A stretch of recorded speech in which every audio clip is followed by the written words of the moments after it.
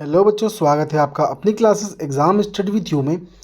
बच्चों, हम लोग कक्षा 10वीं का विज्ञान पढ़ रहे हैं, जिसमें कि आज हम लोग आपका चैप्टर 6 जो है, जिसका नाम है जैव प्रक्रम, उसको आज हम डिस्कस करने वाले हैं।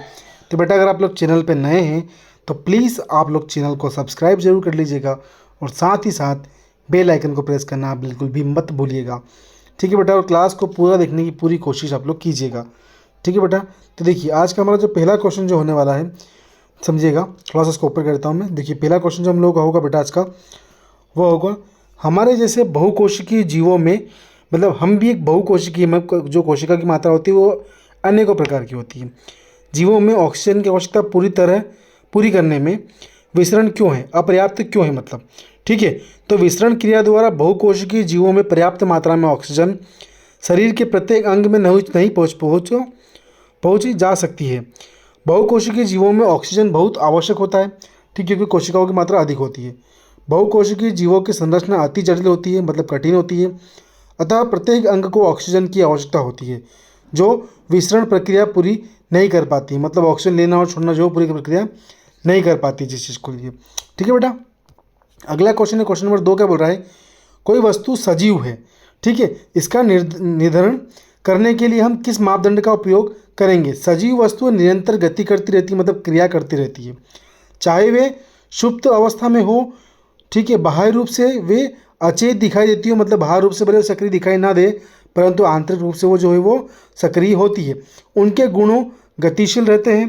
ठीक है, इससे उनके जीवन होने का या जीवित होने का परिणाम मिलता है। जैसे पेड़ पौधे होते हैं, हमको दिखते नहीं परंतु अंदर से जीवन के अंदर होता है। ठीक है, फिर बेटा अगला क्वेश्चन क्या है, क्वेश्चन नंबर 3 क्या बोल रहा है हम लोग का। क्वेश्चन नंबर 3 बोल रहा है, किसी जीव द्वारा किन कच्ची सामग्री का उपयोग किया जाता है। तो जीवों को शारीरिक वृद्धि के लिए बाहर से अतिरिक्त कच्ची सामग्री की आवश्यकता होती है।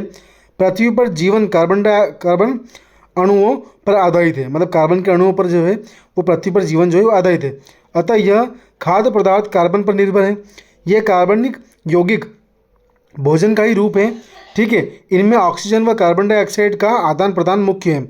इसके अतिरिक्त जल व खनिज लवण अन्य हैं।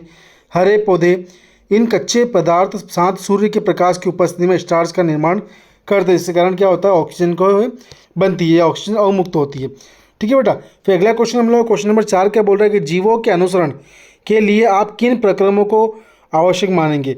तो अनेक जैविक क्रियाएं जिन जीवन के अनुसरण के लिए आवश्यक है, जैसे पोषण, ठीक है, गति, श्वसन, वृद्धि और उत्सर्जन जो है वो जो है पौधों के जीवन के लिए, अनुसरण के लिए जो है काफ़ी उपयोगी मानी जाती है। फिर अगला क्वेश्चन हम लोगों का कि स्वपोषी पोषण तथा विषमपोषी पोषण में अंतर बताइए। ठीक है बेटा, समझिएगा स्वपोषी पोषण और विषमपोषी पोषण क्या होता है। ठीक है, देखो समझते हैं बेटा उसको। चलो, क्या बोल रहा है फिर कि प्रकाश संश्लेषण के लिए आवश्यक कच्ची सामग्री पौधों कहाँ से प्राप्त होती है। तो जल जो होता है वो पौधे की जड़ें भूमि से प्राप्त करती है। ठीक है, कार्बन डाइऑक्साइड जो होता है पौधे इसे वायुमंडल से रंध्रों द्वारा प्राप्त करते हैं। क्लोरोफिल जो होता है हरे पत्तों में क्लोरोफिल ठीक है लास्ट होता है, जिसमें क्लोरोफिल मौजूद होता है। ठीक है, सूर्य का प्रकाश जो सूर्य द्वारा उसे प्राप्त होता है, जिन कारणों से क्या होता है भी हमको ऑक्सीजन मिलती है, प्रकाश संश्लेषण की प्रक्रिया होती है। ठीक है बेटा, फिर अगला क्वेश्चन देखते हैं। क्वेश्चन नंबर 3 क्या बोल रहा है बेटा हम लोग का।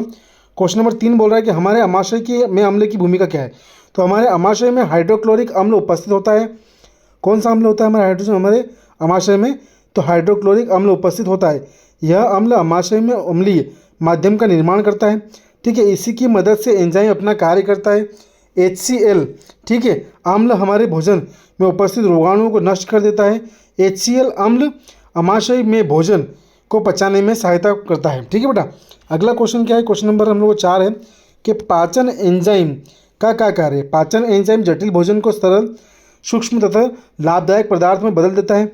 इस प्रकार से सरल पदार्थ छोटी आंत द्वारा अवशोषित कर लिए जाते हैं। ठीक है बेटा, क्वेश्चन नंबर 5 क्या बोल रहा है कि पके हुए भोजन को अवशोषित करने के लिए शुद्धांत्र को कैसे अभिकल्पित किया गया है। तो बचा हुआ भोजन शुद्धांत्र में अवशोषित होता है। शुद्धांत्र में हजारों सूक्ष्म अनगुलीनुमा ठीक है विलाई होती है। इसी प्रकार इनका आंतरिक क्षेत्रफल बढ़ जाता है। क्षेत्रफल के बढ़ने से अवशोषण भी बढ़ जाता है। यह अवशोषित भोजन रुधिर में पहुंच जाता है। कहाँ पहुंचता है ये भोजन, यह भोजन जो हमारे रुधिर में पहुंच जाता है। ठीक है बेटा। फिर हम लोग क्वेश्चन नंबर क्या बोल रहे हैं, देखो हम लोग अगला कि श्वसन के लिए ऑक्सीजन प्राप्त करने की दिशा में एक जलीय जीव की अपेक्षा स्थलीय जीव किस प्रकार लाभप्रद है।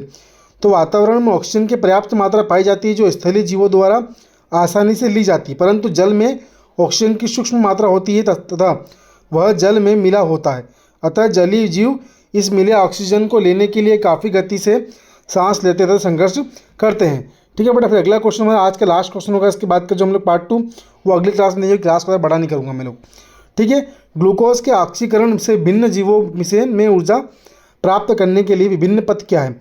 तो मांसपेशियों में ग्लूकोज ऑक्सीजन की पर्याप्त मात्रा में ऑक्सीकृत हो ऊर्जा प्रदान करता है। ठीक है बेटा। देखो इसके बाद क्वेश्चन और बेटा हम लोग इंपॉर्टेंट क्वेश्चन है।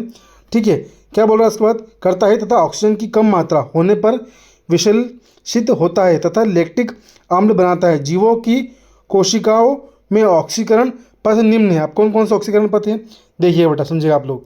देखो ये 3 हम लोग के पॉइंट है। पहला है वायवीय श्वसन क्या होता है।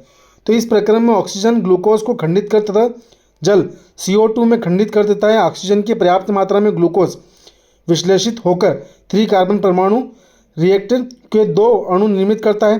ठीक है। तीसरा क्या, अवायवीय श्वसन क्या होता है कि ऑक्सीजन की अनुपस्थिति में यीस्ट के किण्वन क्रिया होती है तथा स्वरूपेट, ठीक है, इथेनॉल व CO2 का निर्माण होता है। फिर थर्ड वाला क्या बोल रहा है, ऑक्सीजन की कमी के लैक्टिक अम्ल का निर्माण होता है, इससे मांसपेशियों में कंपन आती है। ठीक है बेटा। क्लास अगर आप लोग पसंद आ रही हो तो प्लीज़ आप लोग क्लास को जो है वो लाइक और चैनल को सब्सक्राइब करना बिल्कुल ही मत भूलिएगा। ठीक है। Thank you so much.